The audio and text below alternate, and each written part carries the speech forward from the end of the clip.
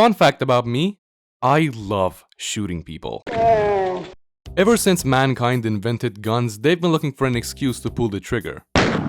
So naturally, with the rise of technology, it didn't take us long to bring shooting into video games. FPS games are everywhere, and they have been pretty much since the 1990s. Back then, these games were a big deal. But nowadays, when people hear the term first-person shooter, everyone thinks of the most recent mediocre Call of Duty release. As a guy in his early 20s, I grew up with stuff like Counter-Strike and the earlier Call of Duty games. But nowadays, you'd only find me playing Stardew Valley cause I can't be fucking bothered to keep up with all this shit anymore. The downfall of the FPS genre genuinely needs to be studied, especially since it's built on the back of some of the most influential video games of all time. Personally, I've never played those games myself, but I still felt their impact all over my childhood. I figured since I'm complaining so much recently, I might as well go on a journey and actually experience those games for myself. Maybe do some quality research while I'm at it. Funny enough, our journey starts in hell. It was 1992 and a small team of 5 people started working on a very special indie game. In a way, every game was an indie game back then. Video games weren't taken very seriously. But Doom was about to change everything.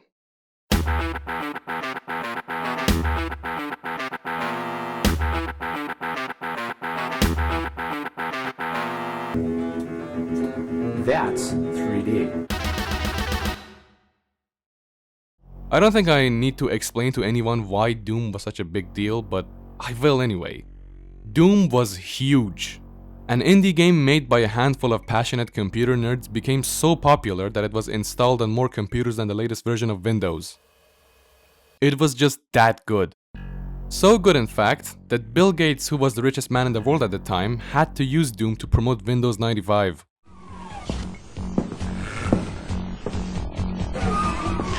These games are getting really realistic. Keep in mind, I know all that because I've been reading off of Wikipedia. I still hadn't actually played Doom until now, and all I can say is, it aged way better than a game from 1993 possibly could. The entire time I was playing Doom, I kept underestimating it, and I was humbled constantly. Also, it was strangely atmospheric at times. With just a couple of pixels, hell could be beautiful, or legitimately kind of eerie. Don't let the simple looking visuals fool you, this was a big jump in quality compared to Wolfenstein 3D. The guys over at id were geniuses, especially John Carmack, who had the foresight to make Doom open source to allow for modding and tampering with the game. He wanted the community to be more involved with their creation, especially since Wolfenstein was very hard to mod. The whole Doom running on anything joke is mainly possible because of Doom's open source nature, and it's still going on to this day. The ant board in there. Oh, there we go. Alt, enter. Yes! Ever since that decision made back in 1997, Doom and its community have been inseparable.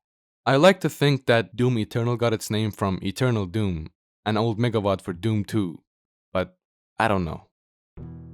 All I know is that Doom modding has changed a lot since 1997. Nowadays, Doom mods can range anything from something that makes the game more fun to an entirely different fucking game. That second category is called Total Conversion mods, and over the past couple of weeks, I've played a lot of them. The best kind of these mods celebrate the type of game Doom was while putting in their own unique twists and turns on it. Or they could just be Sonic. Just straight up a Sonic game in Doom. I'm not really sure how this is possible, I'm not really good at it, but fuck it, good job. The first mod that got my attention was Blades of Agony, a fan-made Wolfenstein game, which is kind of cute. Doom modding started because of Wolfenstein, and now here is Wolfenstein as a Doom mod. And it's pretty good. There's a toilet that gives you hints. I'm not sure why. This mod is unironically more fun to play than the last couple of awful Wolfenstein games. It's mostly inspired by Wolfenstein 3D and classic Doom, but there's also a lot of references to Return to Castle Wolfenstein, which was a great game, and I've made a video on it, maybe you could watch it someday. These mods usually wear their inspirations on their sleeve loud and proud. For an example, Ashes, another amazing Doom mod, has an instruction manual in the game files as a nod to older games like Doom, back when they couldn't fit all that information in the game itself. But in reality, Ashes is closer to stuff like the Stalker or Fallout series, going scavenging for resources in a radioactive wasteland, and accepting quests from NPCs, although they mostly just talk about how awesome our bike is, which is probably the most iconic thing about Ashes. There is a lot of content to this mod, 2 full episodes with a lot of variety in their gameplay and setting, as well as an expansion and a spin-off, all available for free as these mods always are. It's kind of crazy that Doom is still inspiring people to create. Some of these mods took years to finish, and some are still being worked on to this day. I think that's awesome. And no, I will not talk about Total Chaos, you already watched the Pyrocynical video. Back to the 1990s, Doom became a phenomenon, and other studios wanted to join in on it. So the build engine was created to sort of mimic the Doom engine. The stuff that came out afterwards were dubbed Doom clones, which was kind of a harsh title, especially since most of those games had something unique to bring forward. Like Blood, which was less action focused and more creepy, also much fucking harder. Jesus Christ! Or Duke Nukem, which was super impressive compared to Doom. Aside from taking place in real-life environments, unlike Doom, which was mostly just copy-pasted squares, I was blown away by how interactable everything was. Best of all was the security cameras. Not really that useful, to be honest, but still, really cool. Even though they were just a couple of years apart, Duke was much more realistic. 2 years later, Half-Life came out and kinda killed off Doom and Doom clones. Even though both games were about aliens invading a futuristic facility, there was a big difference. Doom starts with everything gone to shit, but Half-Life starts with a long, iconic tram ride. You go around, talking to people, learning your environment, and getting immersed in the world of Half-Life. And then everything goes to shit.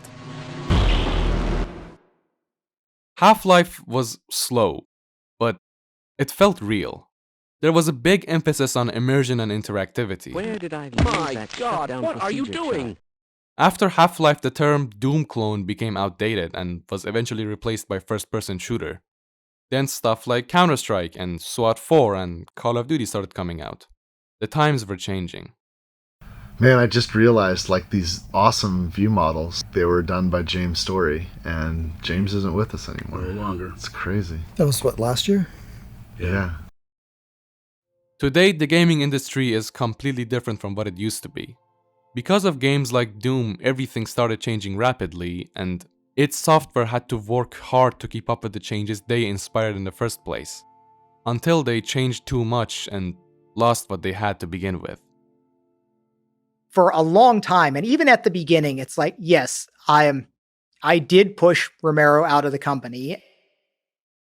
After Romero left id, people started to feel his absence in the next couple of games, which were all mixed in reception. John Carmack was a genius programmer, but without Romero's great level design, his games became too ambitious. Still technologically impressive, but they lacked substance.